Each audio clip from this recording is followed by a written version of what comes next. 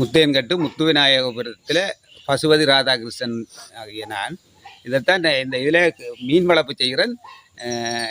இது ஆரம்பத்தில் கொஞ்சம் சின்னதாக செய்து அதில் பிறகு நெக்டாவில் போய் பயிற்சி எடுத்தேன். இது வளர்க்குறதுக்காக நெக்டா நன்னீர் மீன் கூட்டுறவு சங்கத்தின் ஊடாக பயிற்சி எடுத்து மீன் குஞ்சு எனக்கு தந்தவையல் அந்த குஞ்சுகளில் இப்போ எனக்கு அது அவ்வளோ பெரிய விருப்பம் இல்லாததால் இப்போ நானாகவே எங்களோட முத்தையன்கட்டு குளத்தில் இருந்து வர கழிவு நீரில் வர குஞ்சு மீனை பிடிச்சி இந்த தொட்டியில் இப்போ வளர்த்து வருது. இப்போ நான் இப்போ 6-7 வருஷமாக இந்த மீன் வளர்ப்பு செய்து கொண்டிருக்கிறேன். ஓரளவுக்கு எனக்கு லாபம் கட்டுப்படியாக இருக்குது. இப்போ இதுக்குள்ள நிற்குது மீன். இன்னும் ஒரு 2 மாதத்தால் அறுவடை செய்யலாம். 6 மாதத்துக்குள்ள 500 கிராம் வரணும் மீன். இது வந்து வியாபாரிக்கு கொடுக்குறோம் தொகையா. அப்படி கொள்வனவு செய்கிறதுக்கு குஞ்சு இருக்குது. இப்போ தற்சமயத்துக்கு எங்களுக்கு அதை விட எங்களோட குளத்தில் இருந்து கழிவில் வான்பாயக்கில் வர்ற குஞ்சுகளை தான் இப்போ பிடிச்சி நாங்கள் இப்போ இதில் வளர்க்குறோம்.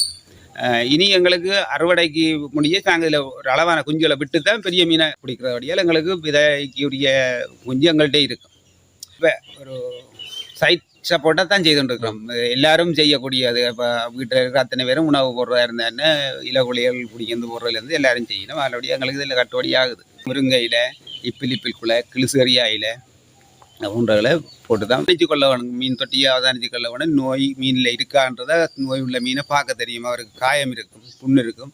அப்போ அவரை தூக்கி விடணும். அங்கால ஒரு 3/4 ஏக்கர் தொட்டி இருக்குது. அது ஃபுல்லாக நெட் அடித்து செய்தால் அதிக லாபம் பெறலாம். முதல்ல நீர் நாய், நீர்க்காகம், மற்ற ஏனைய பறவைகள், மீன் கொத்திகள் அதுகள் குஞ்சுகளை அடிச்சுட்டு போயிடும். அந்த வாய்ப்பு இருக்குது. என்னென்னு கேட்டால் இங்கே எங்களை முத்தையன்கட்டு குளத்துக்கு மீன் எடுக்க வர வியாபாரி அவருடைய வாகனத்தில் அப்படியே லொட்டாவே எடுத்துட்டு போயிடுவார். நாங்கள் தோட்டமும் செய்கிறோம், மாடு வளர்க்குறோம். அப்போ அப்படியே அதோட இதையும் வீட்டில் உள்ளவையும் நாங்களும் மாறி மாறி எல்லாருமே செய்து கொண்டு இருக்கிறோம்.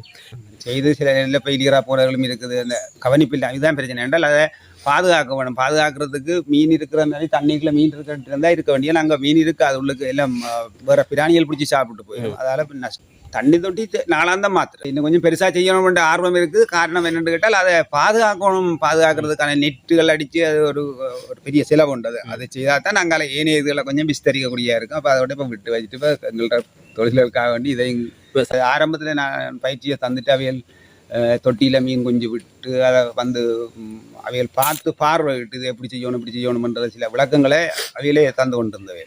நீர்வளம் இருக்குமாக இருந்தால் இந்த பிரதேசம் இதில் 22-20 சதுர அடி.